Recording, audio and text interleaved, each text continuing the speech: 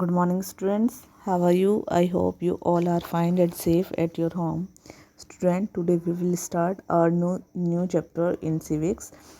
The chapter number 1, our constitution. In this chapter, we will discuss about the Constituent Assembly, constitution, preamble, democracy, religious freedom and equality, and instrument of change. Now, before starting the chapter, our first question is, what is constitution? Constitution क्या है? A constitution is a set of written rules and laws according to which a state is governed. यानी constitution क्या है? ये ऐसे written rules और laws का set है जिसके अनुसार हमारी government चलती है. When the British Parliament decided to give independence to India, our leaders felt that we should have constitution of our own to run the government of the country.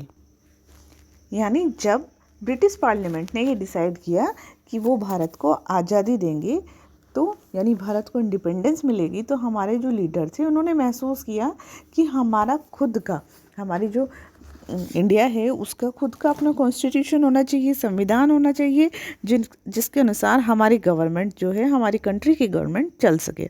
और it was the British cabinet mission plan, और ये British cabinet mission plan था जिसने मई 16, 1946 को पहली बार constituent assembly बनाने का idea दिया फ्री इंडिया के लिए. ठीक है, यानी जब इंडिया को इंडिपेंडेंस मिल जाएगी तो उसके लिए एक कॉन्स्टिट्यूएंट असेंबली होनी चाहिए. तो ये आइडिया किसने दिया था? ब्रिटिश कैबिनेट मिशन प्लान ने. This assembly held it's first session on December 9, 1946, और इस असेंबली ने अपना पहला सेशन 9 दिसंबर 1946 को किया. Doctor Rajendra Prasad as its president, और डॉक्टर राजेंद्र प्रसाद जो थे वो इस असेंबली के प्रेसिडेंट थे. Constituent assembly was not sovereign body till our country attend freedom. और जो हमारी कॉन्स्टिट्यूएंट असेंबली थी वो सॉवरेन बॉडी नहीं थी जब तक कि हमारी कंट्री को आज़ादी नहीं मिली. But when India become free, लेकिन जब भारत को आज़ादी मिल गई, कब मिली इंडिया को इंडिपेंडेंस? अगस्त 15, 1947 को. तो इट बिकेम इंडिपेंडेंट बॉडी, और हमारी कॉन्स्टिट्यूशन जो कॉन्स्टिट्यूएंट असेंबली थी वो इंडिपेंडेंट बॉडी बन गई. And it adopted the role of body which had to create constitution of free India. और इसने क्या किया, तब अपना रोल जो था उस बॉडी के रूप में अपनाना शुरू कर दिया कि जिसका क्या काम था कि वो इंडिया के कॉन्स्टिट्यूशन को बनाए. यानी इसने अपना काम करना शुरू कर दिया. Till then it had to act as parliament of India, और तब तक वो भारत की किसके लिए? पार्लियामेंट के रूप में काम कर रही थी. ओके. अब कॉन्स्टिट्यूशन असेंबली क्या थी?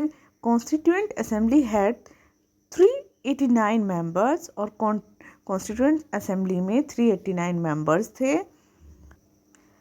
Each member represented 1 million people, और हर एक मेंबर जो था वो 1 मिलियन पीपल को रिप्रेजेंट करता था. These member were elected by provincial legislature, और ये जो मेंबर्स थे ये प्रोविंशियल लेजिस्लेचर और and the Indian princely state according to their population.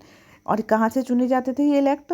जो प्रोविंशियल लेजिस्लेचर्स जो थी वहाँ से, और जो इंडिया के प्रिंसली स्टेट्स जो होते थे वहाँ से ये उनकी पॉपुलेशन के अकॉर्डिंग ये रिप्रेजेंटेटिव जो थे ये चुने जाते थे. Thus it was a truly representative body, और ये क्या थी? एक वास्तव में रिप्रेजेंटेटिव बॉडी थी. Several sub committees were formed and the final shape was given to our constitution by the drafting committee. और कुछ जो कमेटीज़ थी वो बनाई गई, और उसके बाद जो हमारी ड्राफ्टिंग कमेटी थी उसने फाइनल शेप दी हमारे कॉन्स्टिट्यूशन को. और ये जो ड्राफ्टिंग कमेटी थी इसके जो चेयरमैन थे कौन थे? डॉक्टर भीमराव अंबेडकर.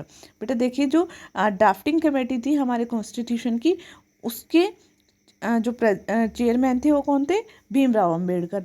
बट हमारी जो कॉन्स्टिट्यूशन जो हमारी कॉन्स्टिट्यूएंट असेंबली थी उसके प्रेसिडेंट कौन थे? Doctor Rajendra Prasad. Draft of constitution of India was submitted on November 5, 1948. जो हमारे कॉन्स्टिट्यूशन का ड्राफ्ट था वो कब सबमिट किया गया? 5 नवंबर 1948 को, और फाइनली 26 नवंबर 1949 को कॉन्स्टिट्यूशन को अपना लिया गया। Thus it took our country 2 years, और इसने पूरे आवर कॉन्स्टिट्यूशन ने, हमारा जो कॉन्स्टिट्यूशन था उसने बनने में कितना टाइम लिया?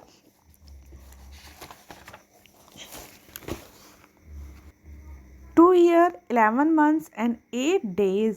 8 नहीं है बेटा, यहाँ पर 18 डेज है। ओके, ये यहाँ पर मिस प्रिंटिंग है। तो हमारे कॉन्स्टिट्यूशन ने बनने में कितना टाइम लिया?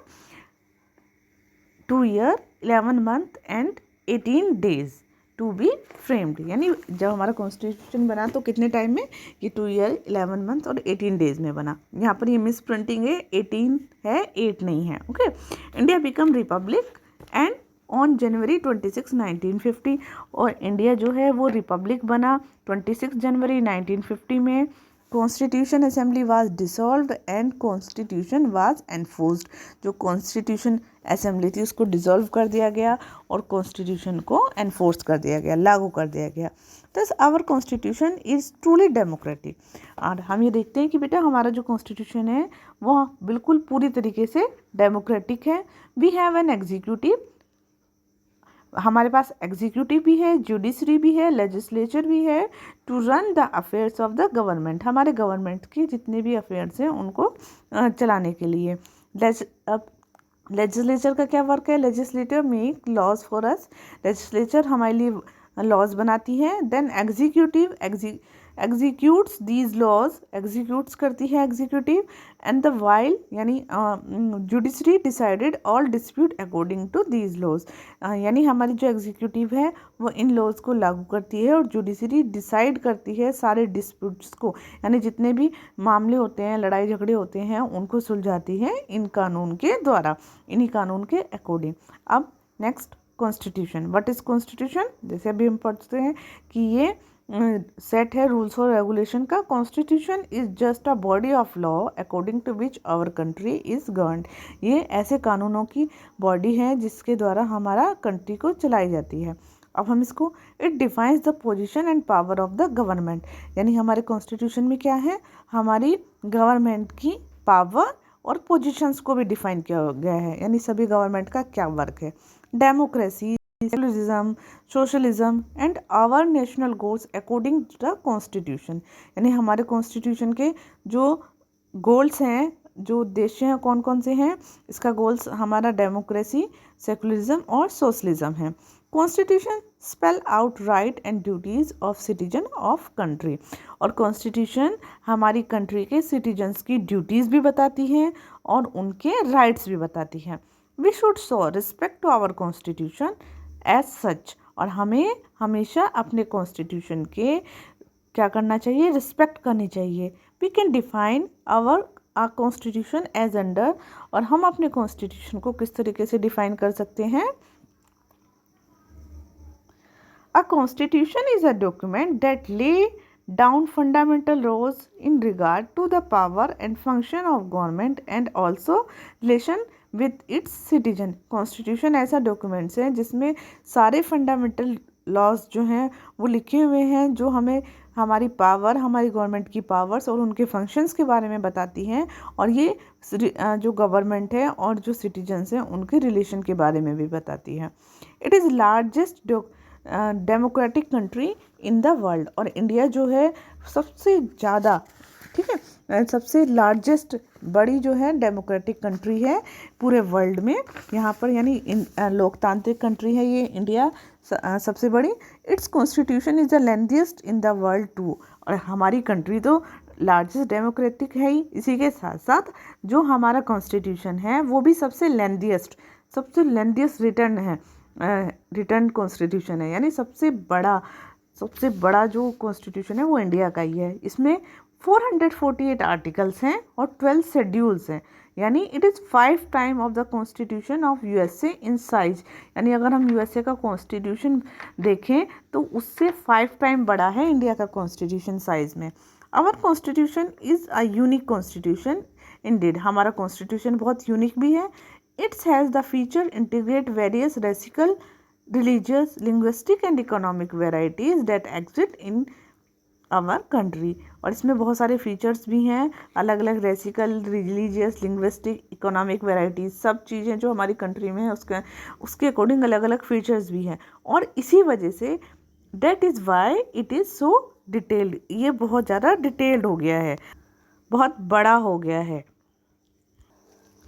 यानी बेटा कि क्योंकि हमारे इंडिया में बहुत तरीके की अलग अलग तरह की वैरायटी हैं, बहुत सारे रिलीजन हैं, बहुत सारे यहाँ पर रेसिकल वैरायटीज़ देखने को मिलती हैं, और लिंग्विस्टिक यानी हमारी लैंग्वेज को लेकर इकोनॉमिक वैरायटीज़ हैं, आर्थिक रूप से अलग अलग चीज़ें हैं। तो इन सब फीचर्स को हमारे कॉन्स्टिट्यूशन में अलग अलग तरीके से एक जगह इकट्ठा किया गया है, और यही रीज़न है कि ये बहुत ज़्यादा बड़ा भी हो गया है।